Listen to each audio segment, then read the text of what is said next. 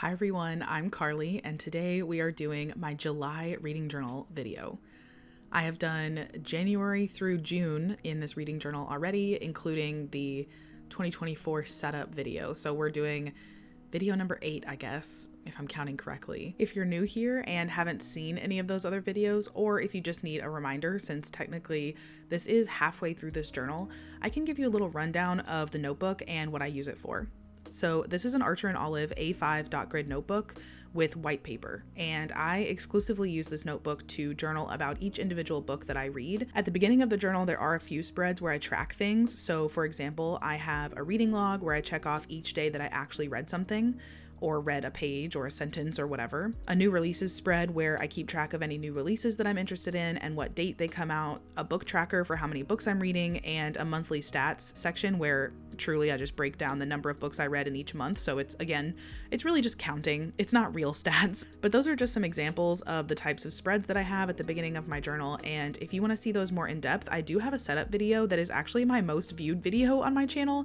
And it's not even close to my favorite video that I've made, but I know that setup videos are really popular, so I understand, but it's definitely not as polished as some of my later videos, and even those aren't super polished. So yeah, relatively it's not my favorite, but it does show you those spreads a little more in depth.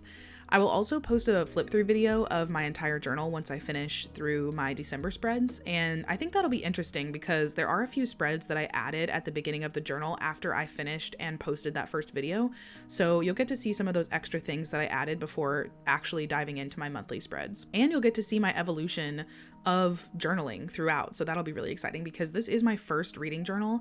I have journaled in the past in some ways, like bullet journaled and stuff like that, but this is my real first like creative collage style journal. And that's another point I want to make, that this is very collage heavy. This is not a drawing or painting style journal. I'm definitely using stickers and paper and washi tape and things like that. So in these monthly videos, I just make a cover spread for each month where I make something pretty just to show me what month this is when I'm flipping through in the future. And on the right side, I add either a list or some frames or something where I write in which titles I read that month.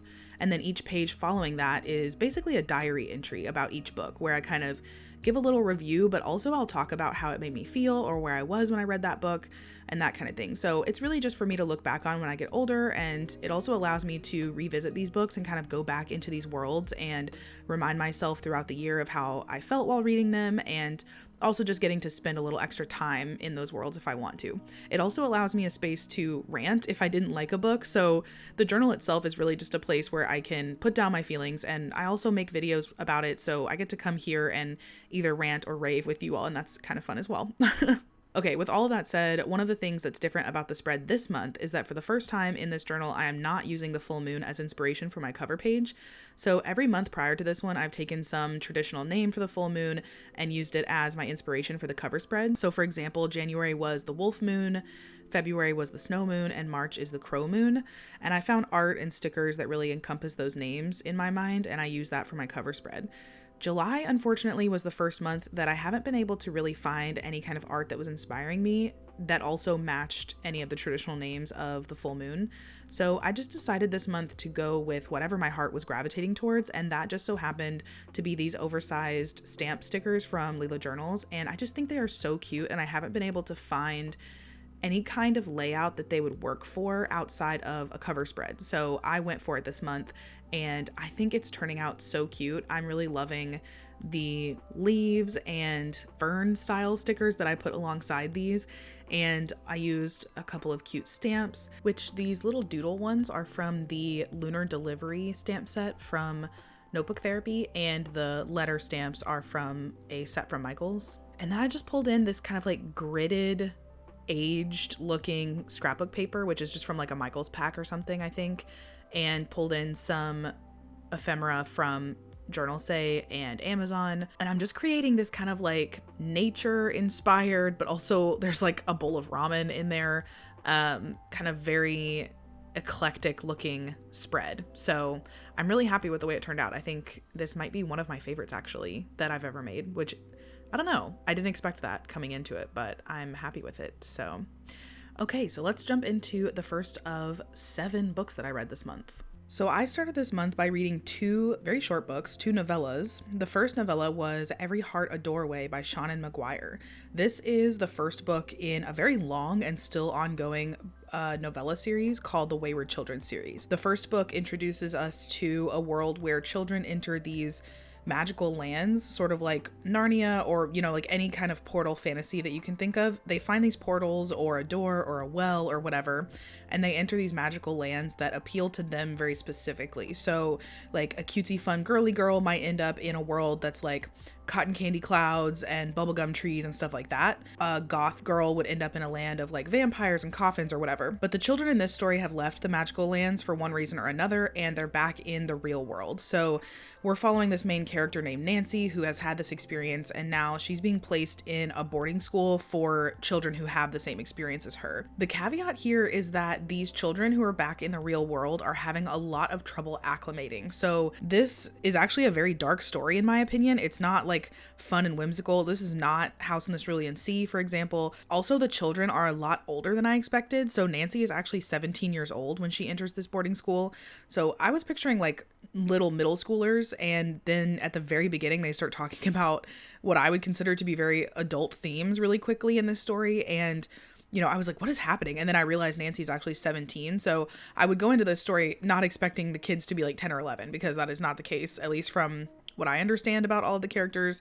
At least the main character is like, almost pretty much a young adult almost. So like I said, leaving these magical lands, these kids have a really hard time acclimating back into the real world, and basically all of them just want to return to their respective worlds. And so the goal of the caretaker, Miss West, is to get them to maybe sort of accept their fate of being back in the real world and get them acclimated and becoming a normal part of society again. There's actually a central mystery in this story, which I also didn't expect, because the synopsis basically sets it up like a fantasy novel, but this is actually more of, I would say, like a mystery fantasy novel, or a mystery set in a fantasy world with a fantasy backing. So that's another thing maybe to go into it with the expectation of this is not just a standard fantasy novel where we're just going to explore the world and stuff. There's actually a little bit of a mystery going on. But overall, I thought this novella was so creative. I love the world and worlds that Seanan McGuire constructed in such a short amount of pages. I felt like the characters were super lively. None of them blended into each other. They were very individual. I found myself caring for Nancy and her roommate Suli almost immediately. Like I said, it got dark pretty quickly, which I did not expect. But after that moment, after I realized how things were gonna go, like, oh, this is a darker story than I expected, then the pace seemed to pick up faster and faster, and it was actually really thrilling, I felt like.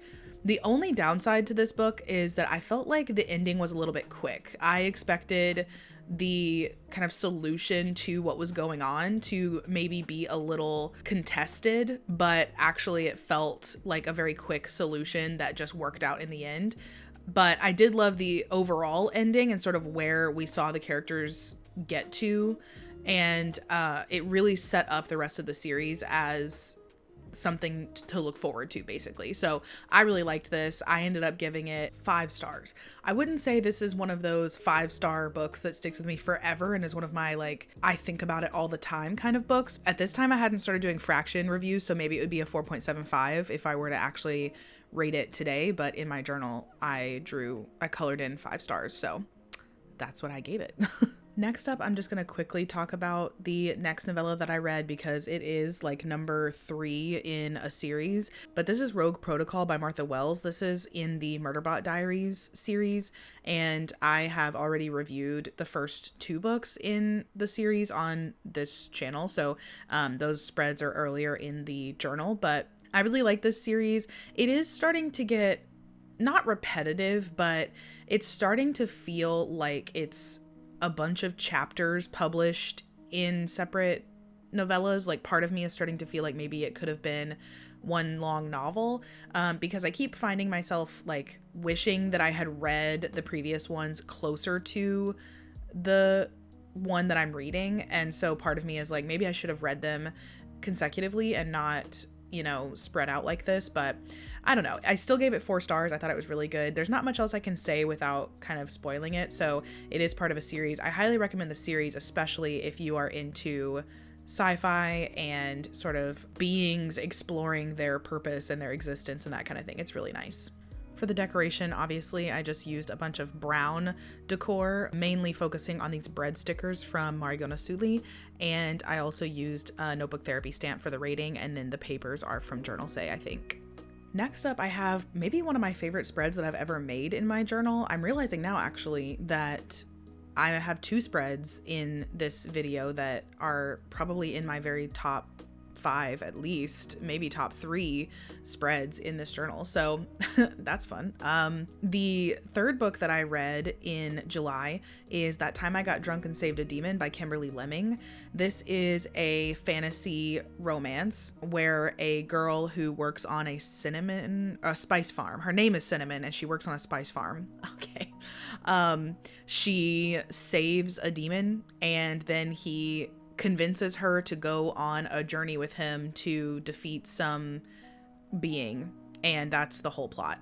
So I'm so disappointed. I was so excited for this book, and especially because so many people that I am like friends with in real life and also that I watch online love this book and love the whole series, and I just really did not like it. I felt like it was so surface level, so shallow. I don't know, it's such a bummer too. Because so many people liked it, I had no expectation of kind of like cringy writing or bland characters, but I felt like that's exactly what I got with this book. There was so much humor, and like not in a good way. I felt like it felt forced to me, and maybe not like I wasn't rolling my eyes necessarily, but it was close. And I love a campy, like unserious story like A Most Agreeable Murder, for example, that I mentioned in one of my previous videos. But I kind of wish this book had taken itself a little more seriously, actually, and maybe even just eliminated the humor altogether.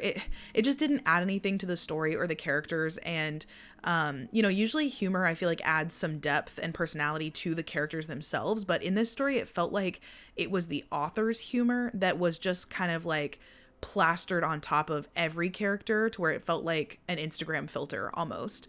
It didn't add distinction between the characters. It was more that the characters blended together in their humor because it felt like the author's humor, not the characters.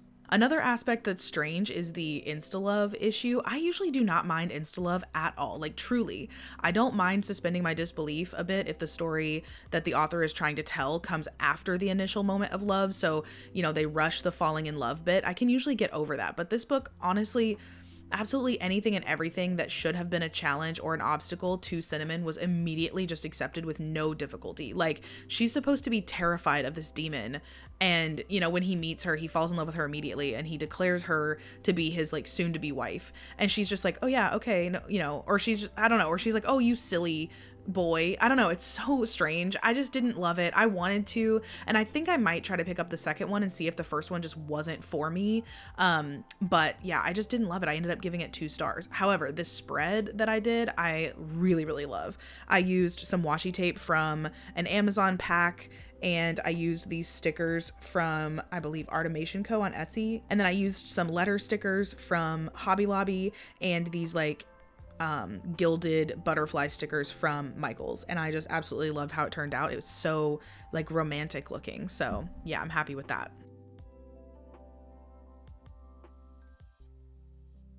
Next up, I read The 7-Year Slip by Ashley Poston. This was a super popular, oh my gosh, look at me struggle with that clip.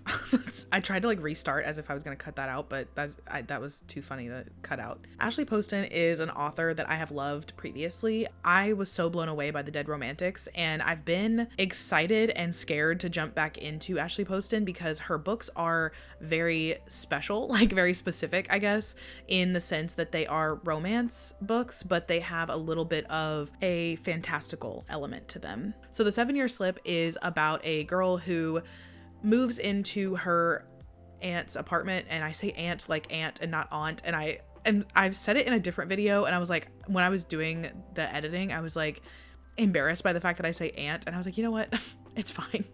That's just how Southern people say aunt or aunt. So anyway, she moves into an apartment that was owned by her aunt, and she finds that this apartment slips backwards and forwards in time 7 years, and she finds out that there's a man living in that apartment from 7 years ago, and it's a love story basically. I don't think this one lived up to the Dead Romantics for me personally, but I think I also had higher expectations this time, so that does happen, you know. I was very surprised at the direction that this story took. I expected there to be a lot of discovery happening between the characters, given, you know, their predicament of being in separate timelines, but actually it was more about them finding the right time and right way to be together. It wasn't necessarily about, you know, investigating and trying to figure out what was going on. I liked that because sometimes books will set up a premise and you as the audience or you as the reader know what's going on. Like, okay, I know that there's this time slip, but you spend so much time reading about the characters trying to figure out what the heck is happening. You know, like 13 Going on 30, for example, she spends a lot of time in that movie figuring out what happened, but you as the audience member know like what happened, if that makes sense. Anyway, so I expected that to kind of be a huge part of the book, but really they figured it out quickly, or she did, and Clementine, the main character, pretty quickly accepted that, you know, the 7 years in the past situation. And I think the hook of the story was the challenge of right person, wrong time. And it focused really heavily also on grief and fear and how those experiences play into a romantic relationship and its timing. So, you know, asking questions like, is a period of grieving a good time to fall in love? What if the person you fall in love with is at a completely different period of their life? How does that change if you jump to meeting them 7 years older and they're different than the person that they were? This book really tackles those questions, and I think that is its huge strength.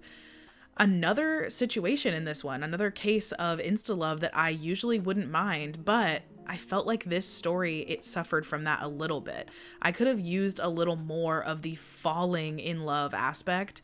I feel like the characters seem to be in love pretty quickly, like literally within a weekend. And I'm trying to think, like, when I met my husband, like, how quickly did I start to feel like love? It was really slow. And I'm not saying that that's like, you know, a universal experience. I think that there are people who can fall in love quickly, but I think reading about it, I do kind of, especially when they're like kind of confined a little bit into an apartment, I kind of want to read them falling, not necessarily just them deciding quickly that, yeah, they love each other. Now, how are we going to figure this out? I think. I also feel like Clementine's history of travel with her aunt never really played into the story enough for me. So the character talks about travel a lot and talks about those memories of traveling with her aunt, but it doesn't really play into the story enough for my taste. I felt like it was a lot of talking about it and not a lot of like payoff at the end. I felt like it was going to be a huge part of her character somewhere in the book, but I don't think it, you know, really paid off. I mean, it's mentioned in some of how the ending of the book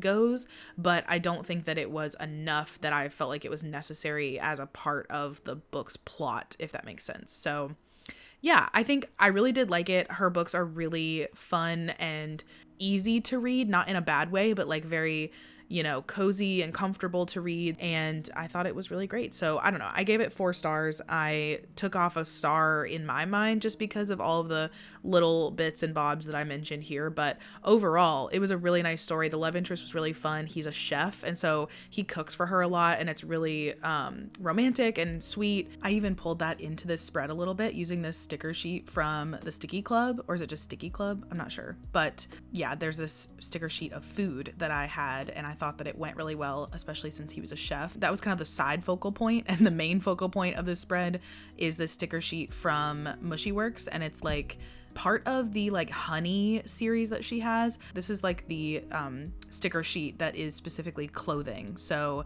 it's like these little sweater, almost a jumper, like I'm British, sweaters and shoes and bags and things like that. Super cute. So I just used the stamp set from Michael's that I mentioned, and also this bright yellow origami paper from Muji. I have been loving origami paper in my reading journal. It's just so thin, and it doesn't really bulk anything up because it's so thin, and also it's easy to rip, and it just, yeah, it manipulates really well. I just really like it. So I'm gonna be looking for more origami paper, I think. So next up, I picked up a sci-fi book. I don't read a ton of sci-fi, but obviously I read the Martha Wells books, and my brother is super into sci-fi, and like to a scary amount. Like, I think he's read every sci-fi book known to man, I feel like. But I picked up Project Hail Mary by Andy Weir. I just happened to have, a long time ago, I had a free Audible subscription. I don't pay for Audible because I don't really love Amazon. But if there's ever a free subscription option, I'll grab it just to get any Audible exclusive audiobooks that I'm interested in, which I think is crazy that Audible has the right to do that. That's crazy to me, but whatever. I feel like there's questions about accessibility there that I don't know how to get into. But Andy Weir is one of those authors that publishes their audiobooks or produces their audiobooks exclusively with Amazon, which I don't know how I feel about that, but whatever. I had it, and so I listened to it, and yeah, so I'm gonna talk about it now. What am I doing?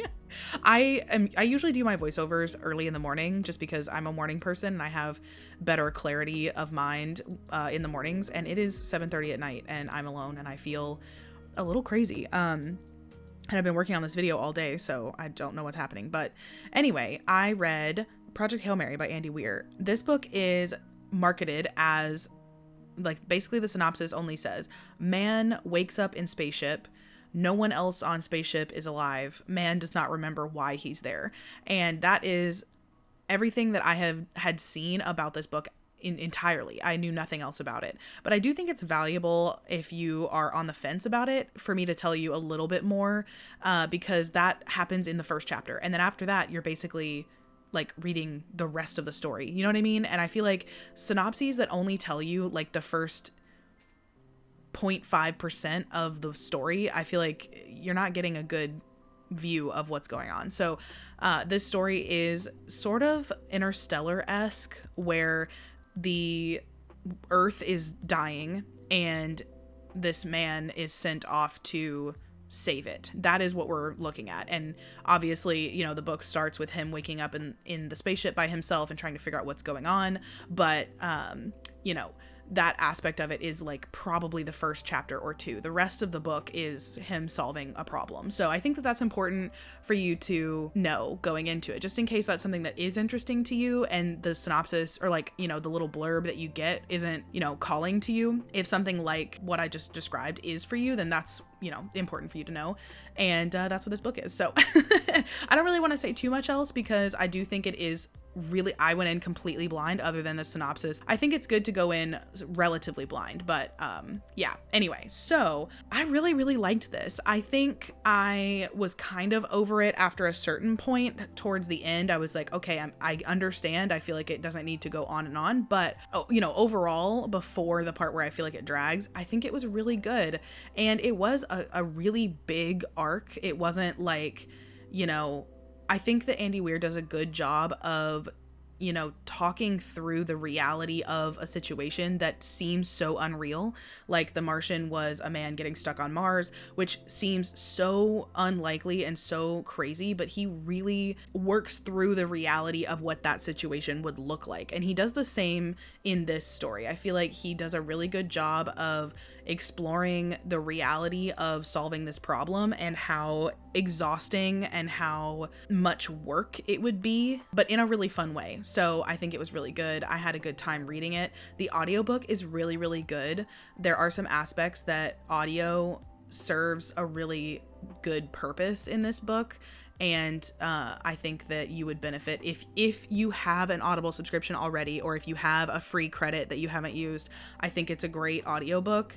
It is well produced and it does have a good, reason to be an audiobook, if that makes sense. I don't want to go too much into it, but you can see I'm pulling in sheet music here. The music does play a small role in this book, and the audiobook does a good job of being unique in that way, I guess. So of incorporating that in a nice way. So yeah, I did pull in this sheet music and everything. And this alien sticker sheet, this is a printable sticker sheet from Mushy Works, and I have just been clawing to use this. This may not be something I've talked about a lot on this channel because I'm only talking about books that I've read this year, but I love alien books. And I know that I just said I don't read a lot of sci-fi, but I actually mean like books of like alien encounters and UFO sightings and things like that. So I have been clamoring to use this sticker sheet because I usually read a lot of books like that, but I just don't have any books on my TBR this year that have that plot or have those characteristics. So I felt like this one was just close enough being a space book. So I hate that my footage cut off the part where I put the UFO up at the top, and I thought that was the cutest part of the whole spread. So I'm kind of bummed about that, but you can see it there. But yeah, so I felt like this was the closest option that I had, and so I just couldn't wait to use it. So I used that sticker sheet, and it's a printable. So if I go into another a book that I feel like would fit this sticker sheet even better, then I can print it and cut it again. So I'm not too worried about it. I also forgot that I did this whole spread, and I forgot that I had all of this space ephemera from an Amazon pack. So I pulled that back in. I think this might be the next day or maybe later in that day or something, but I decided to throw in a lot of these moons and space ephemera, and I think it just leveled up this spread by like tenfold. So I'm really happy that I pulled all that in too. I also, you can see I used more of that origami paper. So I used this like dark mustard yellow and this dark, obviously dark black. Black is a dark color. And I also used this checkerboard washi tape that I'm so happy about. I got this from Hobby Lobby randomly. I was there for something else and grabbed this washi tape randomly, and I got home and it worked perfectly with this spread. So I was so happy about that. And yeah, so I used it in black and purple. And then I'm just going to stamp the title in with this like typewriter style stamp from, or like letter stamps from Amazon, and then I'm gonna hand letter trying to match kind of the book title here. So I don't think I have too much else to say about this book because it is kind of like spoiler territory if you try to talk about this book at all, and especially the things I loved about it. There is a character that is just absolutely, like, as soon as I started writing my review, I could not help but mention my favorite character in this book. And if you've read it or talked to anybody who's read it, they probably also love that character. Yeah, so I think that's probably all I have to say. It did give me some existential dread, I will say. A lot of space books give me existential dread because I'm just like, oh my gosh, I'm so small in a giant universe. But other than that, it was a really fun read. So I did end up giving it a 4-star. And finally, the last 2 books that I read in July are part of a duology. I'll go ahead and spoil it right here. These are probably going to end up being my top 2 books of the entire year. So as I'm talking about this, just remember that these are close to my soul. And if you didn't like them, I do not want to hear about it. I'm just kidding, but I do really, really, really recommend this duology. This is Divine Rivals and Ruthless Vows by Rebecca Ross. So Divine Rivals was a book that I picked up on a whim at the Barnes & Noble like Boxing Day sale, which is just the day after Christmas. And they usually have some sort of hardcover sale and double or triple rewards points type of thing. And so I randomly picked this up on my way to the checkout with a basket full of other books because they had table after table after table of this book and its sequel laying out. So they got me, but I only bought the first one, thankfully, at first. I do have both now, but at first I only bought the first one. So Divine Rivals, I knew nothing going into this. I knew nothing. I knew that there had something to do with typewriters. I don't remember how I knew that. I think that I had seen somebody review it or do like a journal spread or something.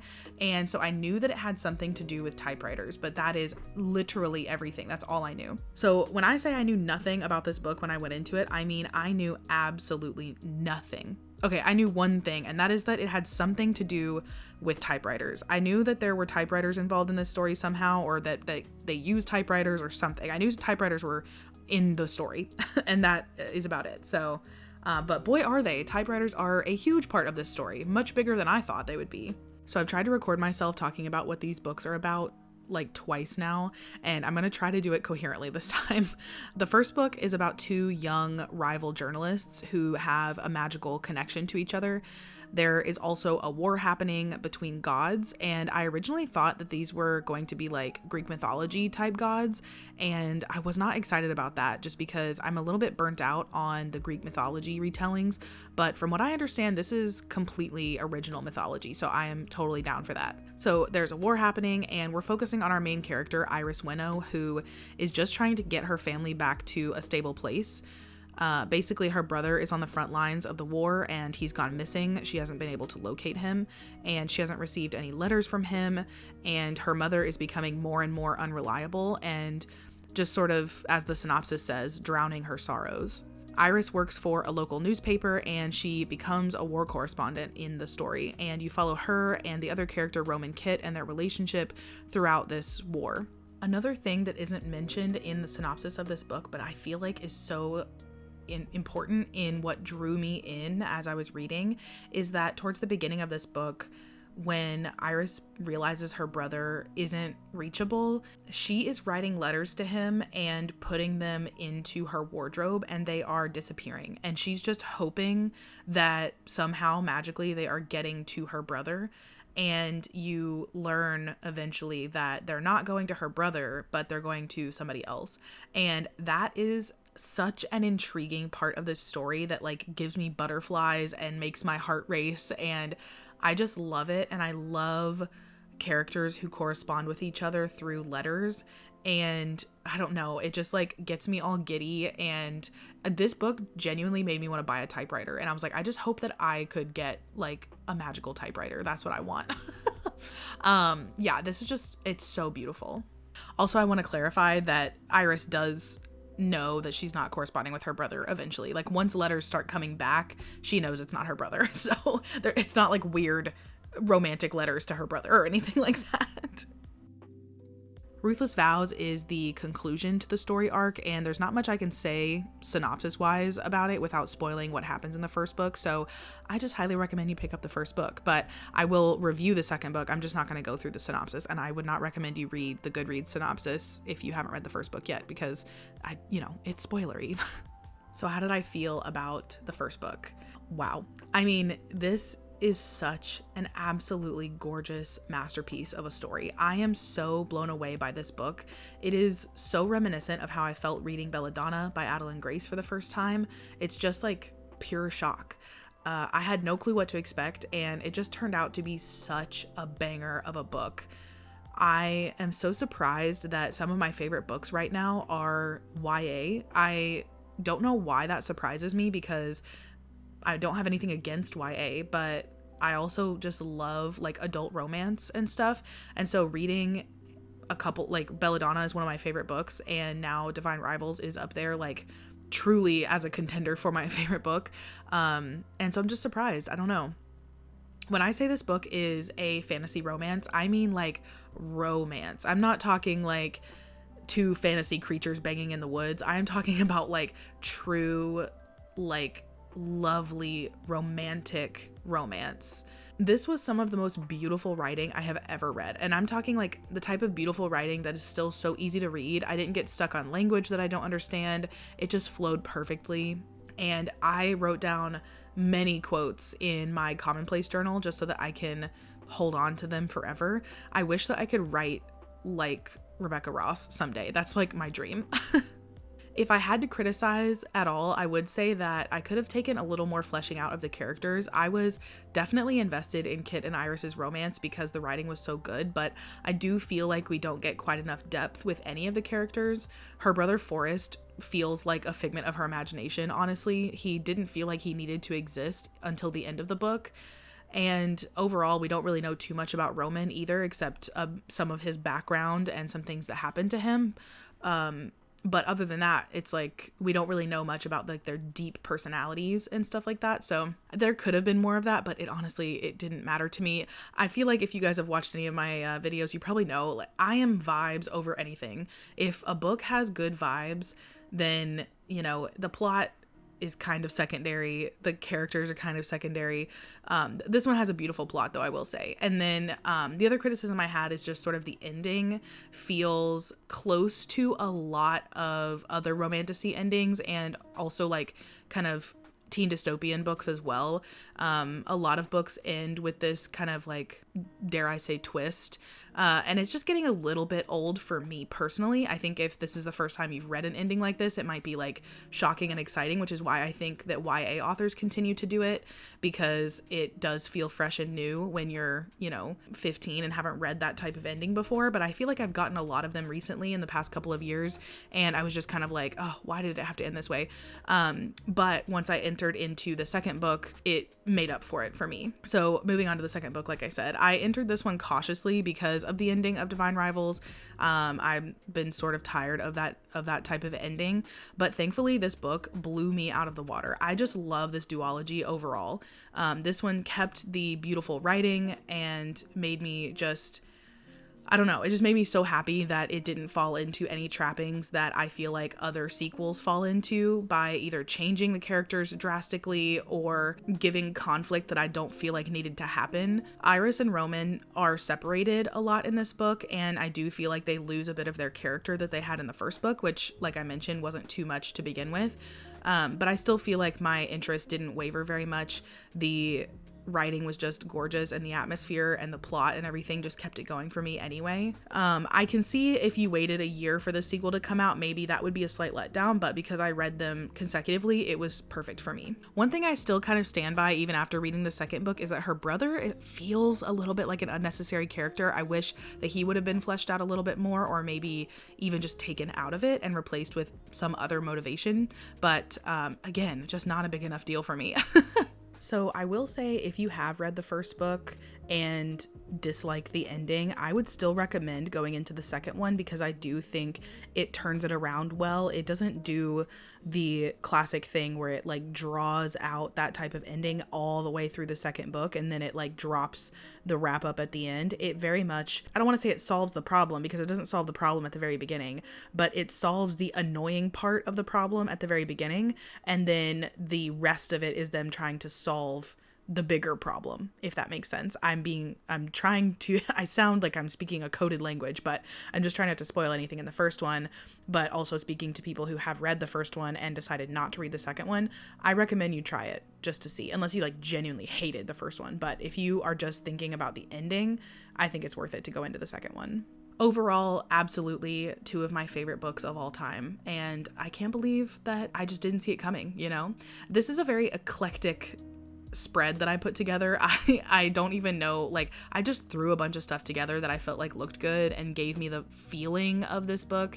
I also got some ink smudging, which I'm not happy about, but also, I don't know, they work at a newspaper. I feel like there's probably a lot of smudgy ink in their line of work, so I feel like that's okay. I used a lot of like washi stickers from like different, Journal Say packs, and I love this typewriter stamp that I got from a stationery store when I was in Wisconsin once for work. And I used some paper from Journal Say, like grid washi tapes from Amazon, and a couple of Marigona Sully stickers that I felt like really encompassed what I imagine Iris would look like.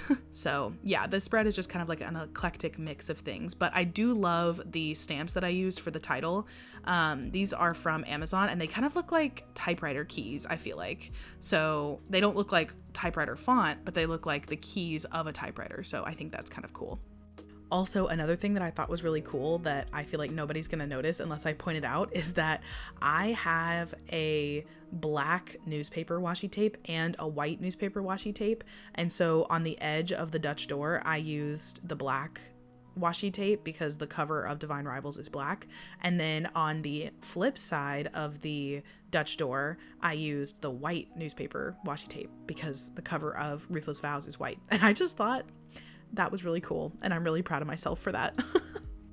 Okay, I know that I have blabbed about this book for long enough, but I mentioned my commonplace journal where I have some quotes written down, and I just wanted to read them really fast if you don't mind, or some of them, just to give you a taste of what the writing is like in this book. So this is from Divine Rivals. And she thought, even when the world seems to stop, threatening to crumble, and the hour feels dark as the siren rings, it isn't a crime to feel joy. Oh my gosh. Iris is talking about feeling conflicted while the war is going on, and you can hear bombs and you can hear sirens and they're having like, I don't remember what was going on in the story, like if they were having a little tea party or something, and they were kind of laughing together and kind of feeling guilty for feeling joy in a time like that. And it's just, oh, beautiful. Okay, in this one, this is from Ruthless Vows, and Kit is having a dream about Iris and a sound wakes him up, and it's just written like this: Iris Winnow melted into iridescent rain at the sound. She slipped through his fingers, leaving behind the taste of tart citrus in black sugared tea. And then the quote that a lot of people use is, "Write me a story where there is no ending, Kit. Write to me and fill all my empty spaces." When I say that this is a romance, it is so romantic. There's this quote from Kit where he's talking to someone and he says, "Oh, I would betray you 100-fold. I would betray you 1,000-fold for her." Ugh. Are you kidding me? This is what I mean when I say I wish I could write like Rebecca Ross. That is just, I don't know. It hits me. It hits me.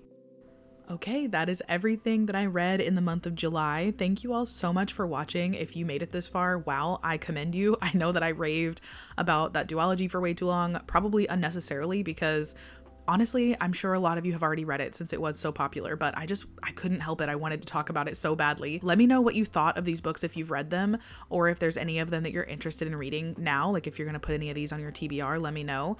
And let me know what your favorite spread is. I think I am just really, really digging That Time I Got Drunk and Saved a Demon spread. I don't know why. I just think it really, oh, and the Project Hail Mary one. I'm happy with those spreads for sure.